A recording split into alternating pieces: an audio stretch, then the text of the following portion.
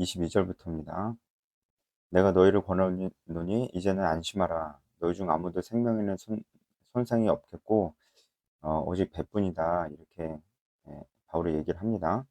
바울이 21절부터 사람들 앞에서 이제 얘기하기 시작을 하죠.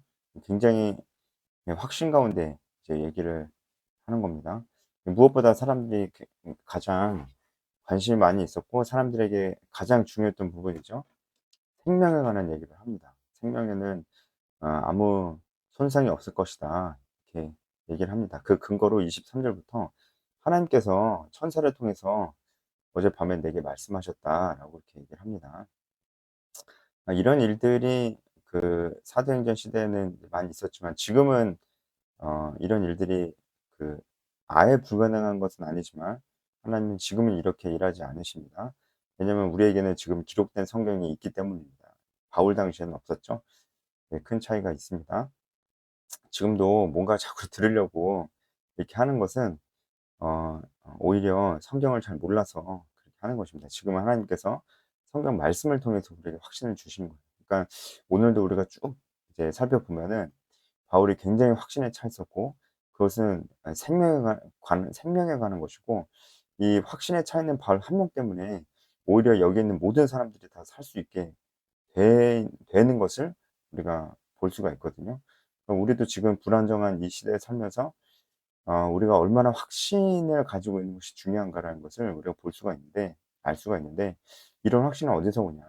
이런 확신은 반드시 진리에서 옵니다. 이 세상 어떤 것도 어 진리가 없습니다. 왜냐하면 이 세상에 있는 모든 것들은 다 변하기 때문에 진리는 변해서는 안 되거든요. 진리의 말씀은 하나님 말씀밖에 없어요. 근데 문제는 이제 우리가 이 말씀을 잘 모르고 보지 않는다는 거겠죠. 우리는 지금 이렇게 천사를 통해서 하나님께서 말씀하시는 것은 확신을 두는 것이 아니고 지금은 우리가 이 성경 말씀을 통해서 확신을 가질 수 있어요. 그러니까 우리도 이 바울의 모습 속에서 '나도 세상 속에서 이렇게 살 수 있지 않는가. 내가 이렇게 살 때 나뿐만이 아니고 얼마나 많은 사람들이 이런 유익을 얻게 되는가를 생각하면서 이 내가 바울처럼 이런 모습으로 살아야 된다는 생각으로 묵상을 하면 아주 좋습니다. 하나님께서 바울에게 24절에 "두려워하지 말라. 내가 가이사와 황제 앞에 서게 될 것이다. 하나님께서 너와 항상 항의하는 자들을 다 내게 주셨다." 이렇게 말씀을 하시죠. 그래서 바울이 어 바울 스스로는 이제 자기가 죽지 않을 것이라는 어느 정도 확신이 있었어요. 왜냐하면 하나님께서 이미 이전에 밤중에 나타나셔서 로마에 갈 것이라고 말씀을 하셨기 때문에 그 말씀에 대한 확신이 바울에게는 있었습니다. 그런데 어젯밤에 천사들을 통해서 하나님께서 바울에게 말씀하신 것은 이제 바울과 함께 항해하는 자들도 다 하나님께서 보호하시겠다는 약속을 주신 것이죠. 바울의 확신은 하나님 말씀에 근거한 것입니다. 그래서 이 확신의 말씀을 사람들에게 얘기하는 것이죠. 우리도 확신 있게 믿지 않는 사람들에게 할 수 있는 얘기가 있어요. 예수 그리스도를 믿으면 반드시 생명을 얻을 것이다. 우리가 이것을 진리의 말씀으로 가지고 있잖아요. 근데 문제는 우리가 이것을 사람들에게 얘기를 안 해줘요. 만약에 이 상황에서 바울이 사람들에게 얘기를 안 해줬다고 생각해요. 그러면은 사람들은 어떨까요? 다 불안해하고 두려워하고 뒤에서 쭉 보겠지만 이 사람들이 결국 서로 죽이고 아니면 스스로 죽거나 누군 도망가고 해서 다 죽었을 거예요. 바울은 하나님 말씀 때문에 죽지 않았겠죠. 근데 그들은 결국은 굉장히 불행한 최후를 맞이했을 것이라고요. 바울이 이런 얘기를 해 주는 것이 굉장히 중요했던 겁니다. "안심해라. 어 너희들 생명에 손상이 없다. 누가 보장하냐? 하나님이 보장한다." 이런 얘기를 반드시 바울이 했어야만 했 우리도 이 세상에서 우리가 이런 얘기를 해야 됩니다. 그러니까 우리가 그냥 주일에 교회 가서 예배드리고 그냥 봉사하고 그냥 뭐 청년부 수련회 갔다 오고 임원으로 섬기는 그것만으로 우리가 지금 뭔가 사명을 감당하고 있다고 볼 수는 없어요. 물론 그게 너무 귀한 일이긴 하지만 반드시 복음을 전하고 제자를 삼아야 됩니다. 리더를 재생산하는 일을 해야 돼요. 왜냐하면 제자 삼으라고 하셨으니까요. 이것이 사명이니까. 우리가 여기에 확신을 두고 이걸 사람들한테 계속 얘기하고 도전해야 돼요. 바울의 모습이 바로 그런 모습이죠. 바울이 그렇게 했을 때 바울뿐만이 아니고 사람들이 다 살았습니다. 일단은 25절에 여러분이 안심하라. 이 얘기가 어 얼마나 이제 안심이 됐겠어요. 어떤 사람은 미친 사람이라고도 생각했을 거예요. 왜냐면 이 배에 있는 대부분의 사람들은 다 헬라인 이방인들이었기 때문에 미쳤다라고도 생각을 했겠지만 왠지 하여튼 결론적으로는 믿었잖아요, 이 사람들이. 그러니까 우리 주변에 있는 사람들도 다 영적인 존재라니까요. 그러니까 하나님 뭐 믿지도 않고 저 사람 관심도 없을 것 같아 보여도 다 영적인 존재이기 때문에 우리가 뭔가 확신을 가지고 얘기를 하면은 사람들이 뭔가 들어요. 물론 안 믿는 사람도 있지만 이 사람들은 다 들었어요. 이 사람들 하나님 모르는 사람들인데 하나님이 나한테 말씀하셨다. 너네 안심해라. 그러니까 진짜 안심하거든요. 물론 어느 정도 불안한 함이 있지만 그래도 이 사람들이 바울의 말을 믿습니다. 네. 바울이 예언하죠. 26절에 "한 섬에 걸릴 것이다 우리가." 이렇게 얘기하는데 진짜 그런 일이 일어날까? 일어납니다. 바울이 예언을 한 것이죠. 그죠? 그러니까 이러한 일도 지금 성경이 완성된 우리 시대에는 이러한 일도 거의 일어나지 않습니다. 어떤 사람들 막 자기가 예언하는 자다 하면서 "너 저 사람이랑 결혼해라. 너 저 직장 가라. 너 이런 직업을 삼아라. 너는 뭐 목사 되라. 뭐 하나님 나한테 말씀하셨다." 이게 다 헛소리예요. 그거 그렇게 얘기하는 사람들 다 주의해야 됩니다. 왜냐면 지금 우리에게 기록된 성경 말씀이 있기 때문입니다. 하나님이 내가 말씀과 기도 가운데 하나님과 동행하는데 나한테도 말씀하지 않 그러니까 나한테 어떤 음성으로 말씀하신 게 아니고 어떤 감동으로 나에게 그런 생각을 하고 고민을 하게끔 하신 적도 없는데 딴 사람 입술을 통해서 "너는 어디 가라. 저기 가라. 이 일 해라. 저 일 해라. 저 사람 만나라. 이 사람 만나라." 얘기하실 리가 없다는 거죠. 근데 이때는 하나님께서 바울을 통해서 미래의 일을 예언하신 거죠. 진짜 실제로 그 항해한 지 14일째 되는 날 밤에 실제로 한 섬에 도달하게 됩니다. 아드리아 바다에서 이리저리 쫓겨가다가 자정쯤 되어 사공들이 어느 육지에 가까워지는 줄을 짐작을 했대요. 사공들은 그걸 어떻게 알았을까요? 네, 기록에 보면은 어 아마도 이제 여기 멜리데 섬에 이제 그 말하자면 불시착이죠. 불시착을 하게 되는데 지금 그 멜리데 섬까지 한 400 미터밖에 남지 않은 상황이었다고 합니다. 이 정도 되면은 그 파도 소리가 좀 다르대요. 그 물소리가 좀 다르대요. 이 사람들은 베테랑 사공들이 알렉산드리아는 굉장히 큰 배잖아요. 베테랑 사공들이니까 그 물소리가 다르다는 것을 아마 느꼈을 겁니다. 그래서 '육지에 가까워 오고 있다.'라는 것을 아마 그래서 짐작을 했을 것이다 하고 짐작만 하는 게 아니고 28 절부터 실제로 측정을 해 보죠. 물을 재어 보니라고 하는 것은 납덩어리를 떨어뜨린다는 뜻이라고 합니다. 그 납덩어리를 떨어뜨리면서 줄에 매달아서 떨어뜨렸겠죠. 하면서 물의 길이를 재어 보니까 조금씩 그 길이가 줄어드는 것. 그러니까 지금 무태 다가가고 있다는 것을 알게 되죠. 그다음부터 걱정이 암초입니다. 29 절에 "암초에 걸릴까 봐 이제 고물로 단넷을 내린다."라는 것을 설명해 드릴게요. 이물은 뱃머리고 고물은 배 뒷부분입니다. 그러니까 배 뒷부분에 닷 있죠? 닷 이제 배를 고정시키는 아주 큰 막 이렇게 뭐랄까 화살표처럼 생긴 거. 그걸 닷이라고 하는데 엄청 무거운 거 있잖아요. 그 닷을 그 배 뒤에다가 그 닷을 내렸다는 거예요. 사실 이거 좀 이상합니다. 보통 배에는 이 닷이 이물 배 머리에 있습니다. 근데 지금 배 뒷부분에 이 닷을 내린다는 거잖아요. 이게 무슨 상황이냐면 지금 배 앞머리는 이 섬을 향해 서 있어요. 그리고 지금도 계속 폭풍 가운데 있습니다. 근데 배 뒷머리는 계속해서 폭풍 가운데 있기 때문에 뒤를 고정해야 됩니다. 뒤를 고정해야 이 배가 얼마 안 남았는데 육지까지 그 방향을 흐트러지지 않고 갈 수가 있어요. 그래서 닷을 뒤에다 고정시킨 겁니다. 그리고 날이 새기를 기다렸습니다. 어 이때 갑자기 사공들이 도망가려고 그래요. 그럼 왜 도망가려고 그랬을까요? 이제 진짜 얼마 안 남았는데 아마도 이 사람들이 암초에 걸릴까를 걱정했다고 했잖아요. 이 사공들은 이 암초에 걸리는 게 얼마나 위험한 것인지 알았을 거예요. 파손됩니다. 그러면은 진짜 죽을 수 있어요. 그렇기 때문에 이 사공들은 자기들만 살기 위해서 도망간 것 같습니다. 어차피 이제 육지도 얼마 안 남았고 구명정을 타고 가면은 살 수 있을 것이다 이렇게 생각을 했습니다. 그래서 거룻배는 구명정입니다. 바다에 내려놨는데 딱 걸렸어요. 그래서 바울이 이 사람들이 이 배에 있지 아니하면은 너희가 살 수 없을 수도 있다 이렇게 얘기를 하는 겁니다.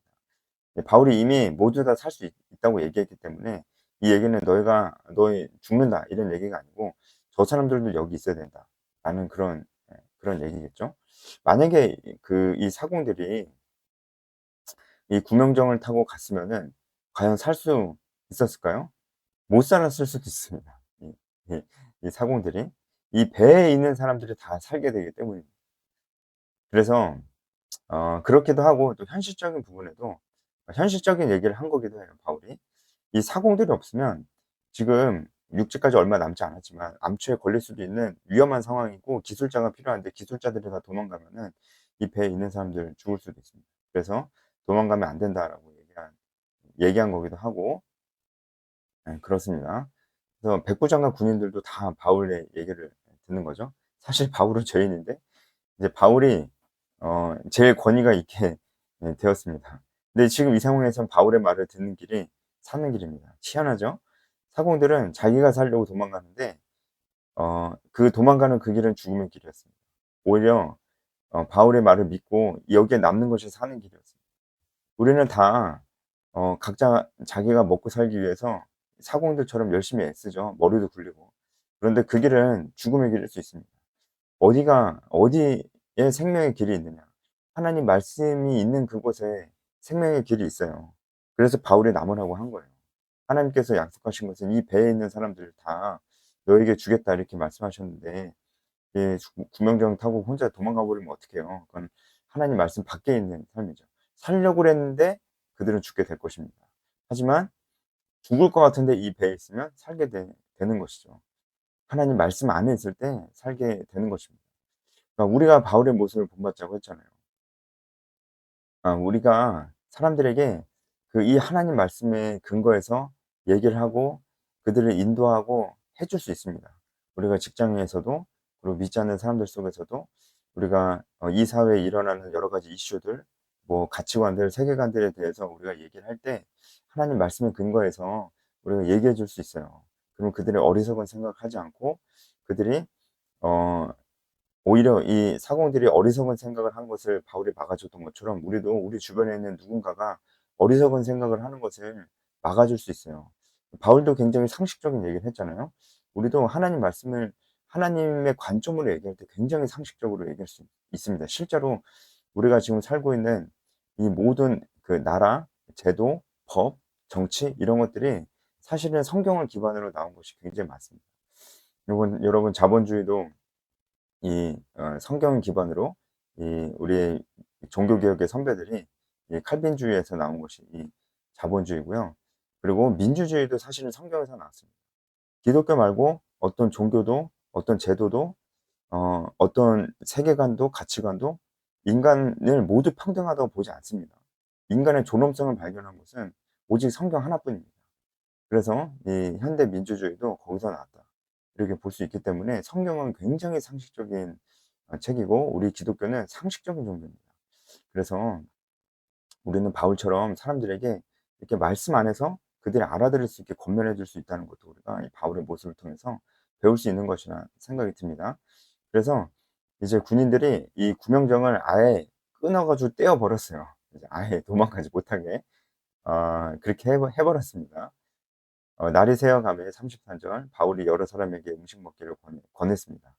너희가 기다리고 기다리며 먹지 못하고 줄인 지가 오늘까지 14일 되었으니까 음식 먹기를 권한다. 이것이 너희 구원을 위한 길이고 머리카락 하나도 잃을 자가 없을 것이다. 하나님께서 여러분들을 보호해 주실 겁니다라는 그런 확신에 찬 또 얘기를 하는 거죠. 음식을 먹는다는 것은 소망이 있다는 겁니다. 소망을 가지라는 거예요. 그리고 현실적으로도 지금 음식을 먹어야 될 때이기도 합니다. 왜냐면 이제 육지까지 얼마 남지 않았지만 지금부터가 중요하거든요. 암초에 걸릴 수 있고 이 위기에 신속하게 대처를 해야 되고 빠르게 판단해야 되는데 이 배고픈 상태에서는 그럴 수가 없기 때문에 음식을 지금 살려면 지금 먹어야 되기도 합니다. 하지만 이것은 단순히 어 그런 의미뿐만 아니고 하나님 말씀 믿으라는 거예요. 하나님 너희들을 보호해 주시겠다고 머리카락 하나도 잃을 자가 없으리라. 이건 성경적인 표현이잖아요. 그러니까 "안심하라. 하나님 말씀 믿으라."라고 이렇게 얘기를 합니다. 그런 의미로 이제 "먹으라." 이렇게 음식을 먹으라 이렇게 얘기를 하는 것이죠. 아마도 음식이 있었는데 이 사람들이 무슨 이유인지 좀 안 먹었던 것 같아요. 어 바울이 감사 기도를 하고 다 이제 이 음식을 먹습니다. 예, 이 배에 276명 타고 있다는 거 제가 저번에 말씀드렸죠. 다 먹고 이제 밀을 바다에 버렸습니다. 아무래도 이제 배가 좀 가벼워야 그 육지에 이렇게 도착할 때 아무래도 좀 조금 더 수월한 것 같습니다. 39 절에 날이 새면 어느 땅인지 알지 못하나 경사진 해안으로 된 항만이 눈에 띄오는 배를 거기에 들여다 댈 수 있는가 의논했습니다. 이렇게 지금 뭔가 그 배를 안전하게 댈 수 있을까 의논할 수 있는 것도 뭘 먹어서 그래요. 그러니까 이것도 이제 바울이 시킨 대로 하니까 정확히 말하면 하나님 말씀에 근거해서 이들이 이제 움직이니까 오히려 이들의 살 길을 찾을 수가 있게 되는 것입니다. 아마 그렇지 않고 바울의 말을 다 헛소리로 듣고 자기들 마음대로 했으면 지금 아주 난리가 났을 겁니다. 사공들 도망가고 다 이제 난리가 났을 겁니다. 이런 의논도 못 하니까 아수라장이 됐을 거예요. 닷을 끊어 바다에 버리는 동시에 키를 풀어 늦추고 이제 돛을 달고 이제 너무 빠르게 이 배가 육지에 가지 않도록 그렇게 돛을 달았습니다. 두물이 합하여 흐르는 곳을 만나 배를 걸매 이물은 부딪혀 움직일 수 없이 붙고 이제 드디어 배가 육지에 닿았는데요. 배 윗머 그러니까 배 뱃머리는 이물은 부딪혔습니다. 부딪혀서 움직일 수 없이 되었고 고문은 큰 물결에 깨어져 가고 있습니다. 아직도 폭풍 중이니까요. 완전 난파된 거예요. 그래서 이 상황에서 군인들은 죄수가 헤엄쳐서 도망갈까요? 그들을 죽이는 것이 좋다. 이렇게 얘기했습니다. 그러니까 이게 어 바울이 없었으면은 지금 막 다 죽였을 거예요. 그리고 죄수들도 아마도 그 결박한 것을 풀어 놓은 상태라고 보여집니다. 왜냐면은 짐도 버리고 그래야 됐기 때문에. 근데 이제 어 만약에 군인들이 죄수를 막 죽였으면 죄수들은 가만히 있었을까요? 아마 자기들끼리 다 죽이고 아주 난리가 났을 겁니다. 근데 이때 백부장인 바울을 구원하려 하여 군인들이 죄수들을 죽이지 못하게 합니다. 군인들이 죄수를 죽이려고 했었던 이유도 있어요. 왜냐면은 죄수들을 그냥 놔주고 죄수들을 잃어버린 채 로마에 가면은 이 군인들이 죽습니다. 우리가 빌립보에서도 바울과 실라가 도망간 줄 알고 간수가 자결하려고 했던 거 아시죠? 그러니까 죄수를 잃어버리면은 로마 법정에서 거의 사형을 당하거나 그렇게 됩니다. 그래서 죄수들을 이제 그럴 바에 죄수들을 다 죽이자. 이렇게 했었던 것 같아요. 그런데 백부장인 바울을 구원하려 해요. 여기서 구원하려 하여라는 헬라어 단어가 볼로마이라는 그런 표현이 쓰였는데 이것은 하나님께서 일하실 때 많이 쓰이는 하나님의 계획하신 하나님의 일하심을 뜻할 때 쓰였던 단어입니다. 그래서 백부장이 얘기한 거지만 누가는 이 표현을 하나님께서 직접적으로 역사하셔서 예 역사하신 것이다라는 표현으로 지금 쓰고 있는 거예요. 그렇겠죠? 백부장이 바울을 좋게 보고 있었지만 이것은 분명히 하나님의 섭리일 것이다 이렇게 보여집니다. 그래서 결국은 사람들이 다 상륙하여 구조됐습니다. 한 사람도 죽지 않았습니다. 하나님께서 말씀하신 그대로 되었습니다. 바울의 모습을 통해서 우리가 어떻게 살아야 되는가? 정말 사명을 쫓아 사는 것이 나만 사는 길이 아니고 내 주변에 있는 모든 사람들을 살리는 길이라는 거. 저는 정말 이 땅에 사탄의 어떤 그런 거짓말과 속임수가 있다면은 "야 너만 살아라 너만. 너 살기에도 바쁘지 않냐." 이런 얘기인 것 같아요. 우리 크리스찬들에게 그렇게 유혹하고 우리가 그렇게 생각하게끔 자꾸 하려는 것 같아요. 나를 위해서만 살고 어 내가 좋아하는 거 내 취미 생활 돈 벌어서 나를 위해서 쓰고 오직 시간이 있으면 나를 위해서 쓰고 사람들을 사귀어도 나를 위해서 사귀고 이렇게 자꾸 살게끔 만드는 것이죠. 안 됩니다. 우리는 사명을 쫓아 살아야 되는데 이 사명은 반드시 다른 사람을 향해 있어요. 우리가 다른 사람을 위해서 살 때 우리 한 명 때문에 다른 사람들이 다 살 수 있습니다. 바울 한 명 때문에 276 명이 살았어요. 우리도 이런 사명을 감당해야 될 것입니다. 여기까지 하겠습니다.